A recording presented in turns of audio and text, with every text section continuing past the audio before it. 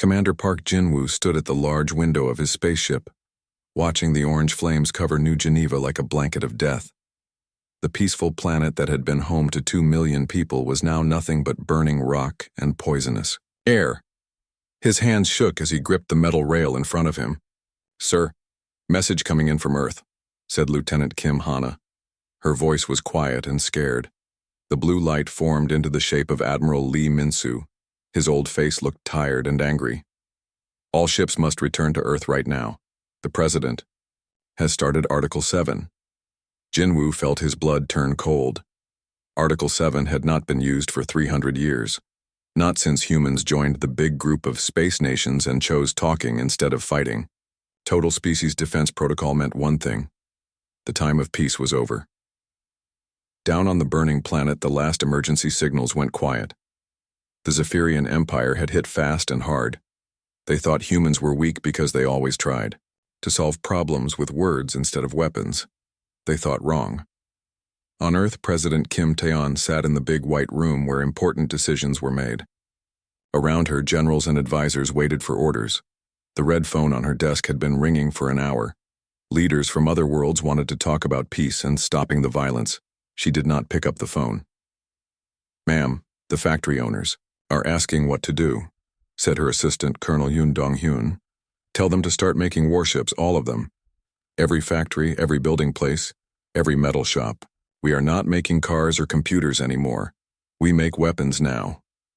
Across human space, the same message went out to every world, every station, every ship.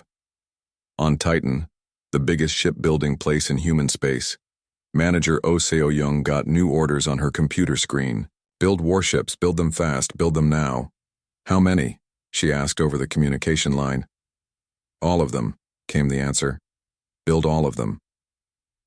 In the research centers, scientists stopped studying how to grow better food or cure diseases. Dr. Choi Sun-hee had spent 20 years learning about alien bodies and how they worked. Now she would use that knowledge to find the best ways to hurt them. The galaxy did not understand what was happening. For 300 years, humans had been the nice ones.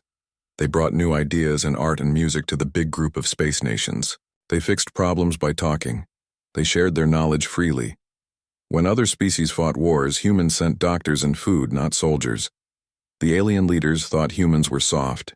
They thought humans could not fight because they chose not to fight. They were about to learn the difference. On the military base on Mars, General Han Yujin looked at the numbers on his screen. In just 3 months, human shipbuilding had gone up by 2,000%. The peaceful trading ships were being changed into warships. The mining ships were getting weapons. Even the small family ships were being armored. "Sir, the Galactic Council is asking questions," said his aide. "They want to know why we are building so many warships." "Tell them we are getting ready to have a conversation," General Han said. The kind of conversation the Zephyrians started. Young, Captain Jung Minho was given command of one of the new warships. He had never fired a weapon in anger before. None of them had. Human military training for the past 3 centuries had been mostly about protecting trading ships from space pirates and helping other species with natural disasters. But humans remembered. Deep in their history books and old computer files, they remembered how to fight real wars. They remembered how to build weapons that could crack planets. They remembered how to move armies across space like storms of metal and fire. The other species in the galaxy started to feel worried. Intelligence reports showed humans building more warships in 6 months than most civilizations built in 50 years. Trade ships that used to carry food and medicine now carried missile launchers and armor plating. "Maybe we should talk to them," said the Centaurian president to his council. "Ask them to slow down. They are not answering our calls," came the reply. On the edge of human space, Scout Captain Bae Nyan watched Zephyrian ships moving toward more human worlds. They were coming to finish what they started. They thought the destruction of New Geneva would make humans give up and surrender. She sent a message back to Earth. "More enemy ships coming. Looks like they want to burn more of our worlds." The answer came back in 2 words. "Stop them." But how could one small human ship stop a whole enemy fleet? The answer came 3 hours later when 50 new human warships dropped out of hyperspace next to her. Then 50 more, then 100 more. "Captain Bay," said the voice over the radio. "This is Admiral Song Ji-hoon. We are here to help you stop them." She looked at her sensors and could not believe the numbers. In the past week, the human military had grown larger than it had been in 300 years, and they were still building more ships. The galaxy was about to learn what happened when you made humans angry. 6 months after New Geneva turned to ash, Captain Yoon Dong-hyun walked through the shipyard that used to make passenger ships for families going on vacation. Now it made destroyers with names like Revenge and Never Again. The change had happened so fast it made his head spin. "Sir, we've finished another group of warships today," said Engineer Oh Seo-young, showing him numbers on her tablet. 50 more destroyers ready to fight. Dong-hyun looked at the long rows of gray metal ships floating in space outside the big windows. Each one had enough weapons to destroy a small moon. "How many do we have now?" "Total? Across all human space?" She checked her numbers again. "About 40,000 warships, and we are making more every day." 40,000. The biggest alien navy in the galaxy had maybe 5,000 ships. Dong-hyun remembered when humans had only 300 military ships, and those were mostly for protecting trade routes from pirates. On Earth, President Kim Tae-yeon sat in a meeting with leaders from other worlds. Their faces on the big screen looked worried and confused. The tall, thin Centaurian president spoke first. "President Kim, we are concerned about your military buildup. You now have more warships than the rest of us combined." Kim Tae-yeon smiled, but it was not a happy smile. "Are you worried we might attack you?" "Well, no, but the numbers are concerning. The Zephyrians were not concerned about numbers when they killed 2 million of my people," she said quietly. "They thought we were weak. They thought we could not fight back. They were wrong about many things." The meeting ended when the alien leaders realized they were not giving orders to humans anymore. They were asking for permission to feel safe. In the factories on Mars, worker Lee Min-soo operated machines that used to make cooking pots and furniture. Now they made armor plates for warships. His daughter had died on New Geneva. She was a teacher there, helping alien children learn human language. "Dad, are you okay?" asked his co-worker Park Jin-woo during their break.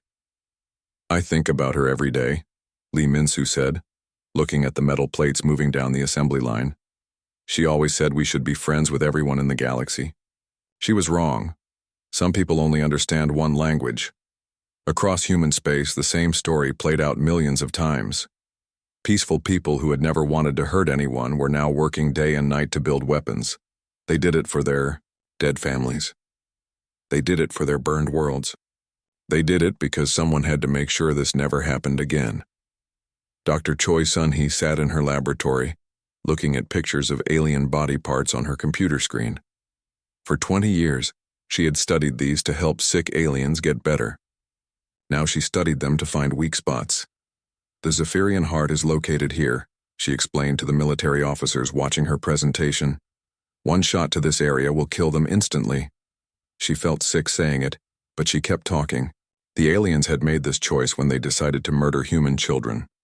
On the edge of human space, Captain Han Yoo-jin commanded a patrol group of 12 ships. A year ago, that would have been a big military force. Now it was just one tiny part of humanity's new war machine. "Sir, alien ships approaching," said his sensor officer. "Zephyrians?" "No, sir. Vegan assembly. They want to talk." The alien ship was small and painted with peace symbols. When they called, the alien captain looked nervous. "Human ship, we come in peace. We want to discuss the current situation." Han Yoo-jin had been EUI, trained to be polite to aliens, but his sister had lived on New Geneva. "What situation?" he asked. "Your military expansion. We think maybe you are going too far." "Too far?" Han Yoo-jin felt his anger rise. "Where were you when my sister was burning? Alive, where was your concern then?" The alien captain had no answer. Back on Earth, young Lieutenant Jung Min-ho read reports from intelligence officers. The other species in the galaxy were scared now. They held emergency meetings about the human problem. They made plans to contain Human military growth. Let them plan, said his commanding officer, Colonel Bay Nyan. Planning is what you do when you are too weak to act. The numbers kept growing. 60,000 warships. 70,000. Every day brought more metal and fire to human fleets. The galaxy watched and worried and whispered about what humans might do with all those weapons. They did not understand that humans had always been able to build these weapons. They had chosen not to. For 300 years they had chosen peace and friendship and cooperation. The choice was gone now, burned away in the orange flames of New Geneva. Admiral Song Ji-hoon stood on the bridge of humanity's newest battleship. The Absolute Justice. It was bigger than most alien space stations. Its weapons could turn planets into dust. "Sir, the Galactic Council is calling again," said his communication officer. "Tell them we are busy," he replied, watching construction crews build even more ships outside his window. The galaxy was about to learn what humans could do when they stopped being nice. Operation Endless Thunder began on a Tuesday morning when the largest military force in galactic history dropped out of hyperspace above the Zephyrian homeworld. Admiral Song Ji-hoon stood on the bridge of his flagship Inevitable, watching 200,000 human warships form perfect attack lines that stretched from one horizon to the other. The Zephyrian home fleet had 800 ships. They had thought this was impressive. Now their ships looked like toys scattered in front of a metal storm that blocked out the stars. "Sir, enemy fleet is trying to run away," reported Captain Han Yujin from his destroyer. "Let them run," Admiral Song said calmly. "We will catch them later. Right now we have more important work." Below them, Zephyr Prime spun peacefully in space. 3 billion aliens lived on that world. Most of them had never heard of New Geneva. Most of them did not even know there was a war happening. That was about to change. "All ships, begin planetary bombardment," Admiral Song ordered. The sky above Zephyr Prime lit up like a second sun as 200,000 human ships fired at the same time. Military bases disappeared in flashes of white light. Spaceports melted into metal puddles. Government buildings turned to dust, but the humans did not stop there. Captain Jung Minho commanded a group of 50 ships attacking Zephyr Station 7, a military outpost on the edge of the system. The alien commander tried to surrender when he saw how many human ships were coming. "We give up," the alien voice screamed over the radio. "Please, we surrender." Jung Minho remembered the pictures from New Geneva. Human children turned to ash. Families burned alive while trying to run away. The aliens had not accepted surrenders then. "Surrender not accepted," he said quietly, and gave the order to fire. The space station exploded in a ball of fire that could be seen from 3 star systems away. On Earth, President Kim Tae-in received angry messages from leaders across the galaxy. The Centaurian president called her actions excessive. The Andromedan Republic demanded she show restraint. The Vegan Assembly threatened to take action if humans did not stop. She read each message carefully, then deleted them all. "Ma'am, the Galactic Council wants to hold an emergency meeting," said her aide, Colonel Yoon Dong-hyun. "Tell them I am busy," she replied, watching battle reports stream across her computer screen. "Tell them I am showing the same restraint the Zephyrians showed my people." Deep in space, Captain Bay Neon led the hunt for fleeing Zephyrian ships. Her orders were simple. No enemy ship leaves this system alive. Her grandmother had been visiting New Geneva when it burned. She was 90 years old and had never hurt anyone in her life. "Target ahead," called her weapons officer. "Zephyrian cruiser trying to reach hyperspace." "Destroy it," she ordered. The enemy ship disappeared in a flash of light, taking 500 alien crew members with it. Bay Nayan felt nothing watching them die.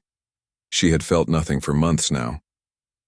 Back on Zephyr Prime, the bombardment continued for 6 hours. When it stopped, the planet's military was gone. Their government was gone. Their ability to make war was gone, but Admiral Song was not finished. "Sir, the planet is defenseless now," reported his second-in-command. "Should we accept their surrender?" Song looked at the smoking world below. He thought about human children, who would never grow up. He thought about families who would never see each other again. "No," he said. Continue bombardment. Target their cities. Sir, those are civilian targets. Were the civilians on New Geneva military targets? Song asked quietly. The bombardment resumed. This time, it did not stop until the planet was silent. News of Zephyr Prime's destruction spread across the galaxy faster than light. Every species with military ships started counting their weapons and wondering if they were next. Intelligence reports showed humans were still building more warships every day. The Korath Collective had sold weapons to the Zephyrians. They received a visit from Captain Oh Seo-young and 50 human destroyers. Their military shipyards were turned to scrap metal. Their weapon factories became smoking holes in the ground. We were neutral, protested the Korath president. Neutral means you do not help either side, Captain O replied. You help them kill humans. That makes you enemies. The Andromedan Republic had provided fuel to Zephyrian ships. Admiral Shin Hyuk arrived with 100 human battleships and politely asked them to stop. When they refused, he destroyed every fuel depot in their space. This is an act of war, they protested. No, Admiral Shin corrected them. War is what we did to the Zephyrians. This is just a conversation. Within 6 months, the Zephyrian Empire ceased to exist. Their worlds were empty or under human control. Their fleets were space debris. Their leaders were dead. But the human war machine did not slow down. If anything, it grew faster. Sir, intelligence reports that several species are forming an alliance against us, reported Lieutenant Woo Hyun-woo. Admiral Song smiled coldly. Let them come. We have 800,000 ships now. How many do they have? The galaxy was learning a terrible lesson. Humans had not been weak during their 3 centuries of peace. They had been merciful. That mercy was gone now, burned away with New Geneva. 3 years after New Geneva burned, Fleet Admiral Shin Hyuk commanded 800,000 warships that could darken entire star systems when they gathered together. The Zephyrian Empire had been wiped from existence 18 months ago, but humanity's war machine kept growing like a fire that refused to die. Sir, the Galactic Council is meeting again, reported Lieutenant Colonel Bae Nayan from her post. On the command ship, final answer. They want to discuss peace terms. Admiral Shin looked at the tactical display showing human fleets spread across 40% of known space.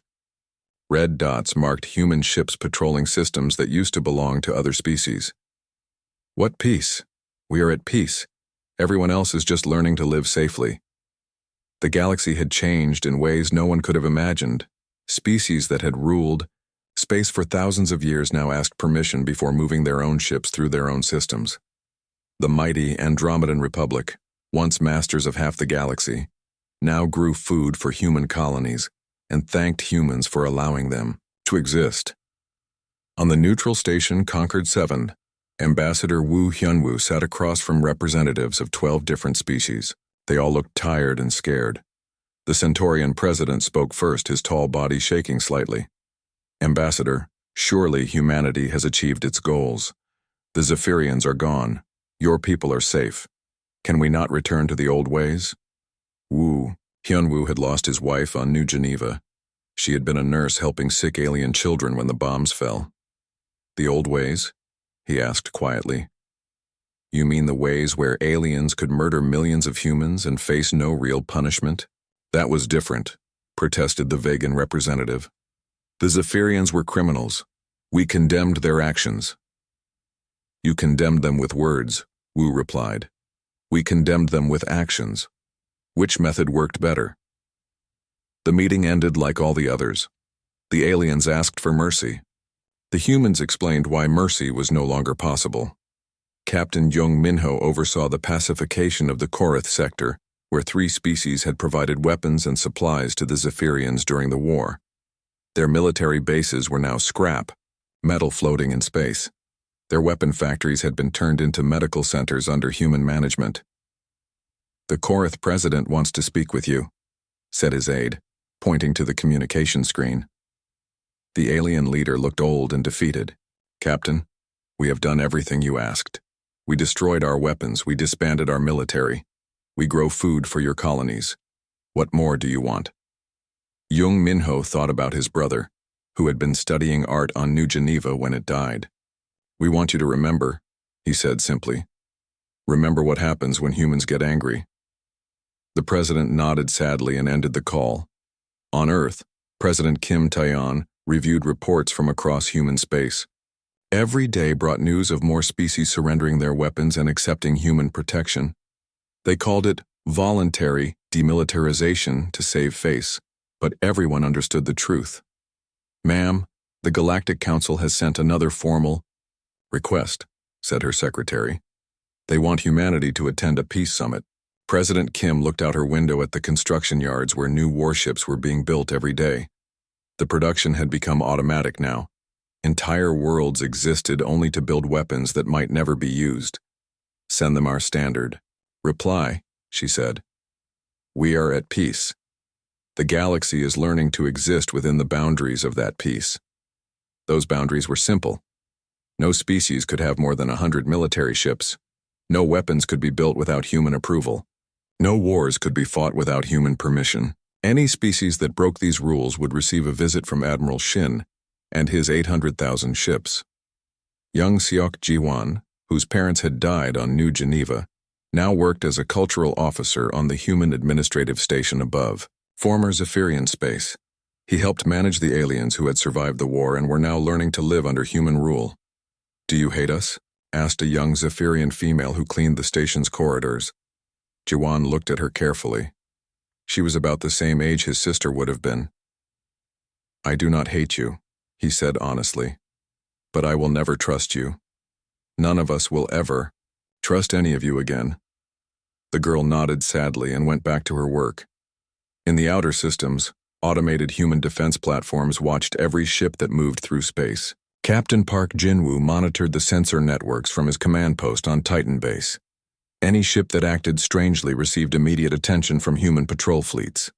Sir, Andromedan cargo ship is off course by 2 degrees, reported his sensor operator.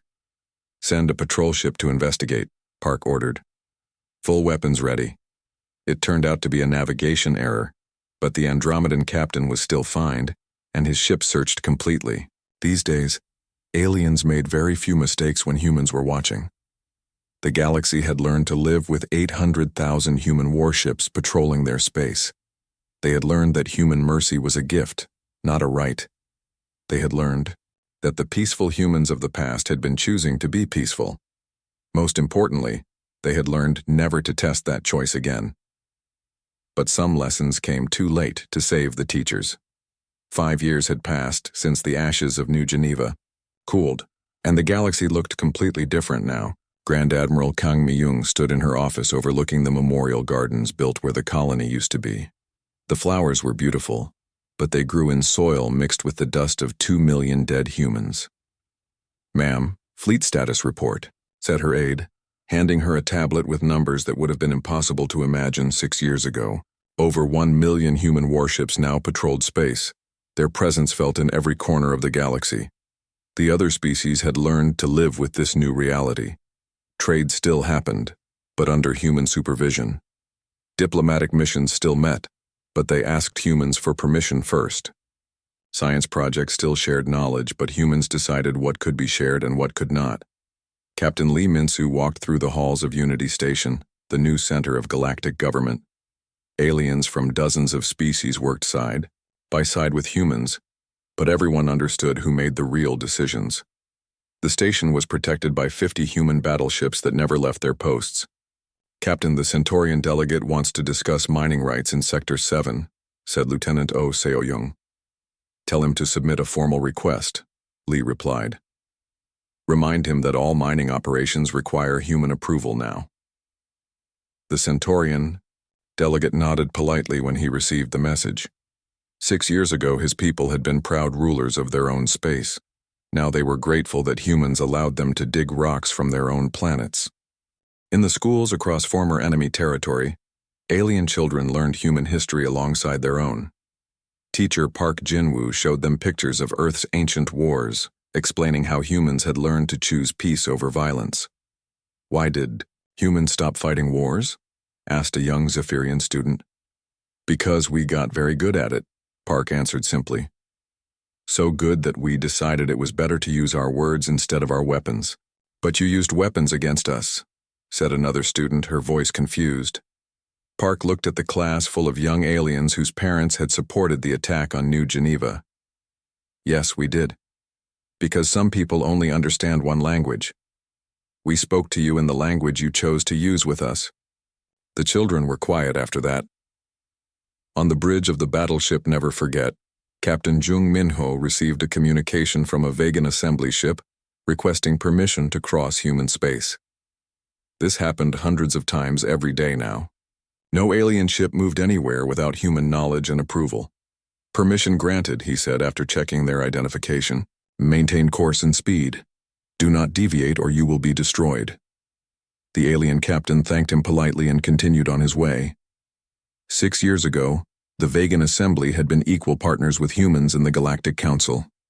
Now they said, "Thank you for permission to travel through space that used to be free to everyone." President Kim Tae-on, now in her second term, met with the reformed Galactic Council in the new building on Earth. The old council had been dissolved when it became clear that humans would not be taking orders from anyone anymore. The Andromedan Republic has requested permission to build a new medical station, said Secretary Yoon Dong-hyun, reading from the day's agenda. Denied, President Kim said without looking up from her reports. They can use the existing human medical facilities. We will not allow them to build anything that could be converted to military use.